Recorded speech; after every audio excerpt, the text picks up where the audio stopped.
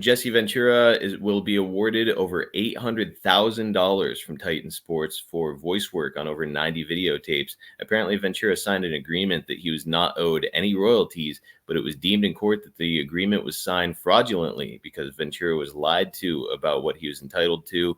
An $800,000 payoff, Ted. It's absolutely wild. And even for a man with Vince's wealth, it's a big hit, especially given all of the legal fees that he's dealing with at this time. Do you remember hearing about any of this with Jesse? Wow. I'm going, really? You know, I don't know. I may have heard something somewhere, but I never heard that. Jesse, he was on WCW TV at the time, and right after this happened, I remember him filming. They did like an open of a show or something, and Shivani threw to Jesse. He was like, "Jesse, you're doing pretty well these days, aren't you?" And he was like, "I'm feeling like $1 million or close to it," or it was something to that effect. Yeah, where man, he took Vince and WWF for a lot of money. And so the whole thing makes me wonder, Ted, were you getting royalty checks during this time for your past work with the company? You know, I'm not sure when the royalty checks started.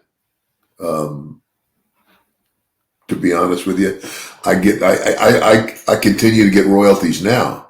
I get a royalty check once a quarter. But back then, here's the thing too, Marcus, is what you have to realize is wrestling had been. I tell Vince McMahon, it was a territorial thing, and basically you were at the mercy of the promoter. He liked you, good, and if you did well, good, but and if you didn't like him, then give your notice and go somewhere else. And it was that, but there was, and if you were doing steroids or anything like, there weren't doctors, there weren't nothing like that. I mean, it's kind of like the old school wrestling was almost like Carney, and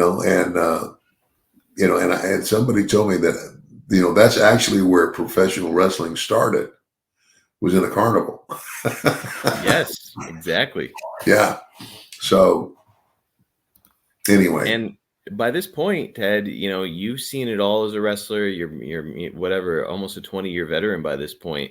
And, you've been around enough promoters to know that a lot of time they have a reputation for not always being super trustworthy. And now, this news is coming out about Vince intentionally, willfully screwing Jesse Ventura out of an awful lot of money, which Jesse was able to reclaim after taking him to court. So the whole thing makes me wonder, Vince is not always operating on the up and up, it would appear. Does it give you pause at all when it comes to your dealings with him? Did you trust Vince? Well, not totally. I mean, it's kind of like, a promoter's a promoter, and it's kind of like by this time, but by that time, we were signing contracts, and I would have somebody go over my contract to make sure there was nothing in there that was going to be a surprise.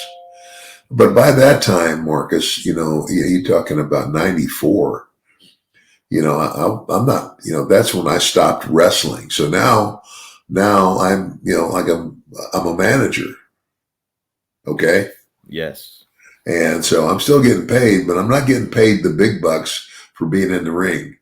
I'm still getting paid, and paid pretty dang good. But, this is more of a, I don't know how to put it. You weren't trying to climb that mountain alongside all the other wrestlers, kind of scraping for your spot and being competitive. You had a sort of a set spot. I had been to the top of the mountain.